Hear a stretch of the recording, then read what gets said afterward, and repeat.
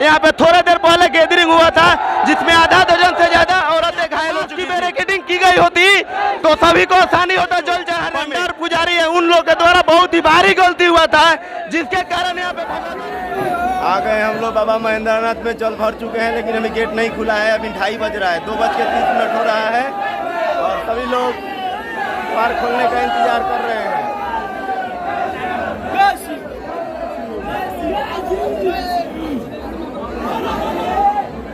थोड़ी देर बाद आप सभी को बाबा का दर्शन होगा जब गेट खुलेगा तो। और अभी सभी लोग इंतजार कर रहे हैं, सभी बाबा के भक्तगण इंतजार कर रहे हैं बाबा का गेट खोलने का। और गेट खुलने का समय है 4 बजे। इसके बाद जिसको भी आना होगा समय देख लेंगे। 4 बजे गेट खुलेगा प्रत्येक सोमवार को। 4 बजे से पहले द्वार नहीं खुलेगा और आप लोग को इंतजार करना पड़ेगा। अगर 4 बजे के तो हम आ गए हैं बाबा महेंद्रनाथ मंदिर में और मंदिर का गेट खुल चुका है। यहाँ पे थोड़ी देर पहले गैदरिंग हुआ था जिसमें आधा दर्जन से ज्यादा औरतें घायल हो चुकी थी। अगर यही व्यवस्था पहले किया गया होता तो आधा दर्जन औरतें घायल नहीं होती। और यहाँ पे देखिए सबसे बड़ी लापरवाही हुई है कि जेंट्स और औरतों को एक ही रास्ते से घुसाया जा रहा है। अगर यहाँ पे बांस की बैरिकेडिंग की गई होती तो सभी को आसानी होता जल चढ़ाने में, लेकिन यहाँ पे बांस की बैरिकेडिंग नहीं की गई है और पुरुष और जेंट्स को एक ही साथ में घुसाया जा रहा था।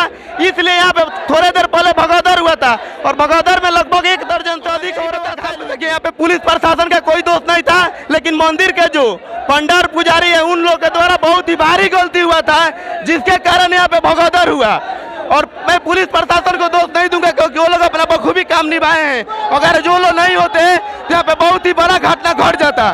तो पुलिस प्रशासन अपना सही काम किया है, लेकिन जो मंदिर का प्रशासन है उन लोगों के अंदर से ढिलाई हुआ, इसके चलते यहाँ पे बहुत बड़ा घटना होते होते बच गया। तो भगवान का शुक्र है कि लगभग 12 औरतें यानी 1 दर्जन औरतें सिर्फ घायल हुई हैं। उन लोग को एम्बुलेंस बुला करके प्रशासन द्वारा उन लोग को अस्पताल में भेज दिया गया बेहतर इलाज के लिए।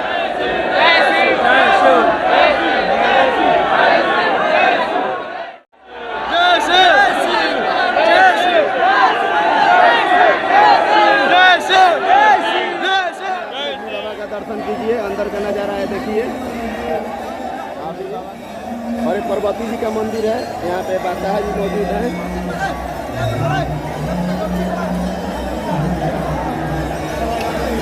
ये रहेगा आपका